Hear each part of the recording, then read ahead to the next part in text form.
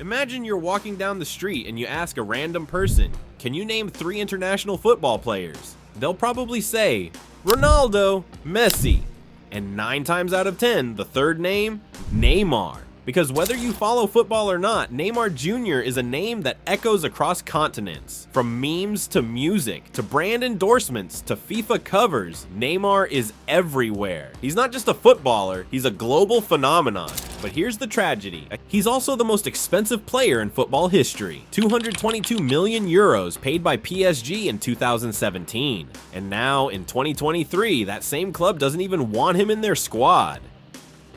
So what went wrong? How did a player touted as the next great after Messi and Ronaldo, someone Brazil believed would bring back their World Cup glory, fall so short of what he could have become?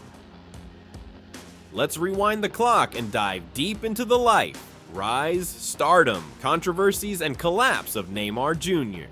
Part 1. Born to play football. Neymar da Silva.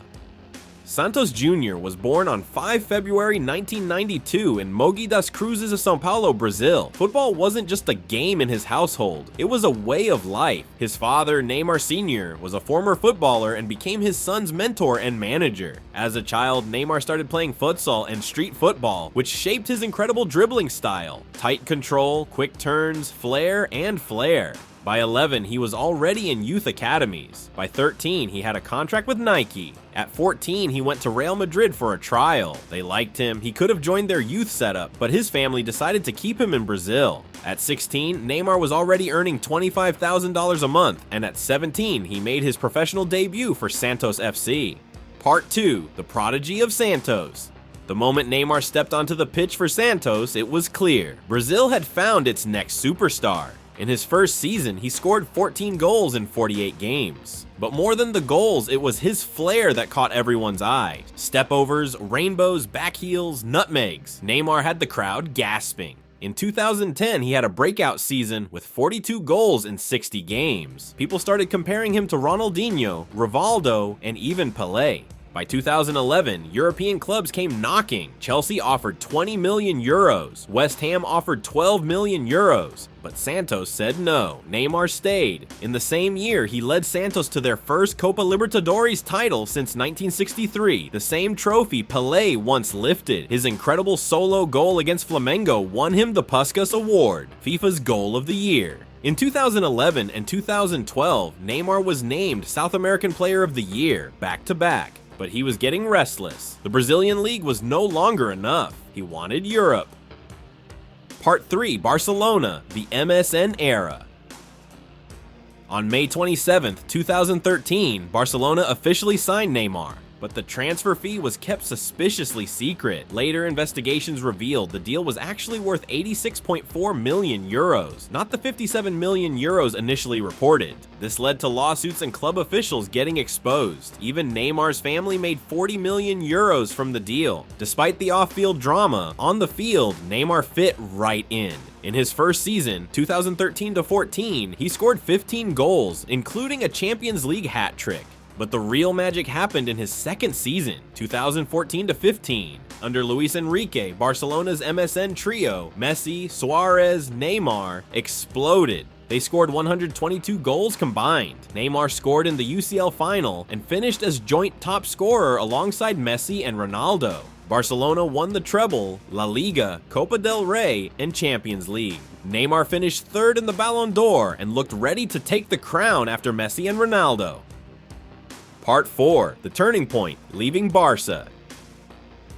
Then came 2017 and the legendary 6-1 comeback against PSG. Neymar was the hero. 2 goals, 1 assist, pure magic. But after that game, a photo of Messi celebrating alone went viral. Rumors swirled. Neymar felt like he'd never escape Messi's shadow. So, in a shocking decision, he left Barcelona for PSG in a record-breaking 222 million euro deal. He became the most expensive footballer ever. But this, as it turns out, may have been the biggest mistake of his career. Part 5. The PSG chapter, stardom, injuries, and isolation.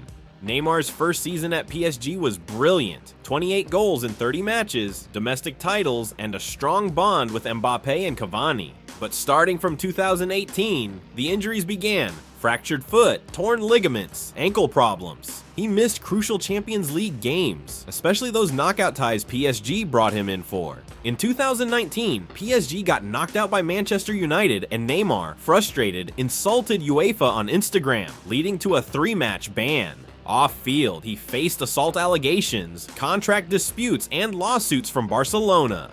PSG fans began turning against him. Supporters unfurled banners saying "Go away Neymar" and booed him every time he touched the ball. Even when Messi joined PSG in 2021, the dream reunion didn't work. It was supposed to reignite the magic of Barcelona, but instead it exposed deeper problems. The team lacked chemistry. Neymar often looked sluggish and disengaged. Messi played deeper, Mbappe wanted to be the star, and Neymar couldn't find his place. In the Champions League, PSG collapsed again and again against Real Madrid, Bayern Munich, Manchester City, and Neymar was either injured, suspended, or ineffective. Injuries weren't just physical, they were mental too. Neymar admitted in interviews that he considered quitting football. The pressure, criticism, and media attention were breaking him. Despite flashes of brilliance, he never led PSG to UCL glory, which was the whole point of the transfer. Part 6. International Career, Glory and Pain. With 77 goals in 124 games, Neymar is tied with Pelé as Brazil's all-time top scorer. He won Olympic gold in 2016, scoring the winning penalty in the final against Germany. It was an emotional moment. Neymar fell to his knees, sobbing. It was redemption after 2014. Because in 2014, during the World Cup quarterfinal versus Colombia, Neymar suffered a brutal knee to the back from Juan Zúñiga, a fractured vertebra that ruled him out of the tournament. Brazil were crushed in the semis, losing 7-1 to Germany, one of the darkest nights in Brazilian football history. In 2018, Neymar returned but was criticized for theatrics and diving. In 2022, he was brilliant, especially his stunning solo goal against Croatia in the quarterfinal. But again, heartbreak. Brazil were knocked out on penalties. Post-match, Neymar broke down in tears. Cameras caught him sitting alone on the stairs, staring into nothing. It looked like the end of a dream. He had carried Brazil on his shoulders, and again, come up short. Part 7. So what really went wrong? Neymar had everything. Talent, money, global fame, charisma. But something didn't click. What derailed Neymar's path to greatness? Was it the constant injuries, the money-minded decisions, the move to PSG too early, the lack of discipline? Some experts like Arsene Wenger believed Neymar lacked the work ethic and defensive contribution to thrive in modern systems. Others, like Dani Alves, said Neymar needed a structured environment like Barcelona, not the freedom PSG gave him. His teammate Mbappe once hinted at the tension. We need players who are ready to run and fight every game. It wasn't that Neymar was lazy, but maybe once he left Barcelona's structured brilliance, he never found a place that pushed him to his limits. He was genuinely brilliant, but his story became a what could have been instead of what was. Part 8. What's next for Neymar Jr.? Now, in 2023, PSG wants to move on. Fans don't want him, and the club is rebuilding. Clubs like Chelsea, Manchester United, and Newcastle have shown interest. A return to Barcelona has also been discussed. There's even talk of Neymar moving to the Saudi Pro League or MLS, chasing money or perhaps peace. But the question is, where should Neymar go next? Is there still time for him to rewrite his legacy? Maybe one final chapter is left. Maybe, just maybe, he still has one more magic moment to give. Final thoughts. The magic of Neymar. Neymar Jr. may never win the Ballon d'Or. He may never lift the World Cup, but to millions of fans, he was the most joyful player to watch. Every touch, every trick, every goal, pure entertainment. He made football fun again. He made kids fall in love with the game. And even though his path didn't lead to the top of the mountain, the view along the way was unforgettable. As a fan, I'll say this, even if he didn't become the GOAT, he became unforgettable. So what do you think? Was Neymar overhyped or unlucky? Should he have stayed at Barcelona? Can he still bounce back? Let me know in the comments. And if you like this breakdown, don't forget to like, share, and subscribe. We'll be back next time with another deep dive into the beautiful game. Until then, peace out, stay safe.